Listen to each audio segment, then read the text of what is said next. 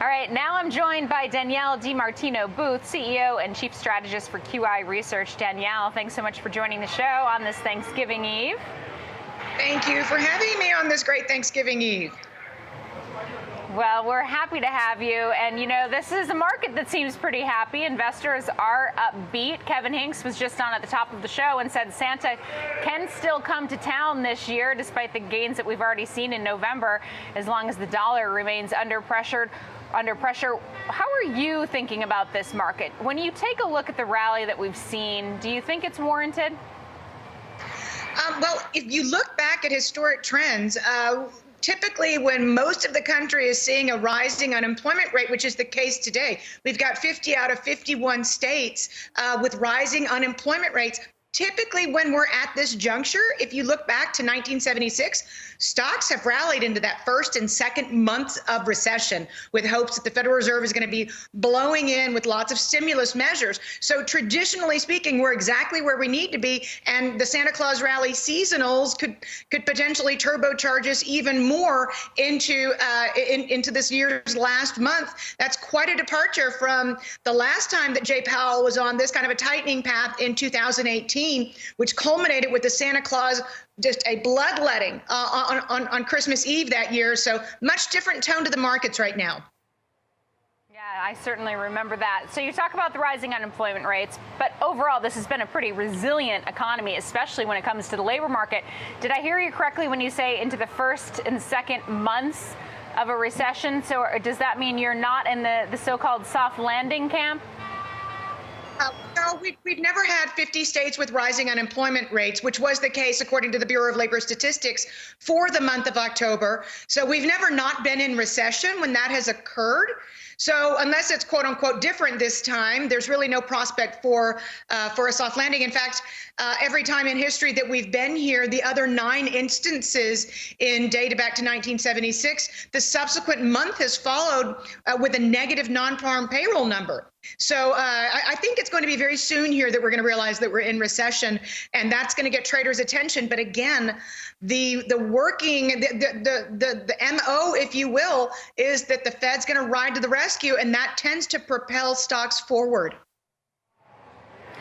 So the market seems confident that the Fed is done hiking, that it's going to cut next year, and in this so-called soft landing scenario. So if the Fed is done hiking but has to cut next year because of a recession, what could that mean for this market?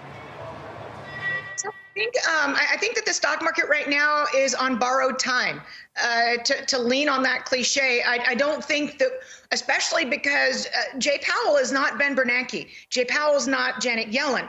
And he has stated time and again, until he gets that 2% inflation target, which could take months, he has no intention of shying away from his higher for longer stance. And in addition to that, he said that even if rate cuts do end up coming sometime next summer, let's say, that he will continue to shrink the Fed's balance sheet. So I think investors need to be very cognizant of the fact that this is not the pivot that they're hoping for. This is not going to be done in the spirit of Janet Yellen or Ben Bernanke, where you see dramatic Fed loosening right away. Not who Jay Powell is. So would you say that this is a market that then gotten ahead of itself, or do you just think that this is a rally that doesn't have legs from here? I think that we could easily see stocks again rally for the next month or two. But I don't think that there's going to be very much behind it. If you look at history, what happens 3-6 months out is indeed that your stocks are lower once companies have to recognize recession. And of course, that speaks to maybe having one quarter when earnings were outside of that earnings recession and slipping right back in the current quarter ending December 31st. So what does pricing in that recession look like? Well, isn't that the trillion-dollar question? As a former central banker, I'm able to think in trillions. And I think we would really all want to know that, given the fact that the long 10-year CAPE price-to-earnings ratio is still north of 30. And we don't typically see the end of bear markets until we're a little bit closer to single-digit price-to-earnings ratio based on that long-term trend. I would say that 2024 will not necessarily be a typical presidential election year type of rally. I think investors should be hedged and be prepared. for a lot more volatility and downside in 2024 after we get through what's going to be a lot of fun in this upcoming short-term rally. All right, so we have something to look forward to in the very short term, but 2024 might be a different story. I also just want to get your take really quickly on the OpenAI drama that we've seen this week. We had Sam Altman ousted from OpenAI, join Microsoft, and then rejoin OpenAI in less than a week. What do you make of it all, and what do you think it means for Microsoft?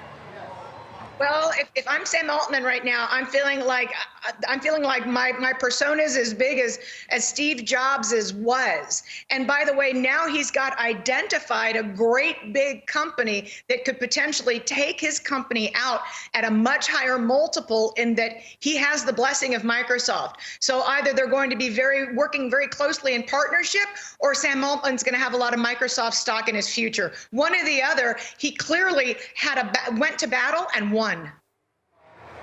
We know that there are areas of this market that are more recession resilient than others, especially companies with strong earnings growth, strong revenue growth. Are you looking at next year as still kind of the have and have-nots, and maybe tech could continue to be an outperformer next year, even if this is a market that needs to kind of correct itself to price in a recession? So you mentioned strong earnings powers and the wherewithal to remain strong. I think in 2024, I think the buzzword's going to be cash flow. Cash flow, cash flow, cash flow. We're looking at revenues come under pressure in the current earnings season. If you look at FactSet data, we've had a lot more than what is typical downside surprises on the top line. And that's really where my focus is going to be in 2024. It's how resilient are your revenues, and how much cash flow are you throwing off, such that you can stop your share buybacks and continue to see through the recession that's coming. All right, well, keep it on our 2024 radar. Danielle DiMartino Booth, QI Research, thank you so much. Have a great holiday. You too. Happy Thanksgiving.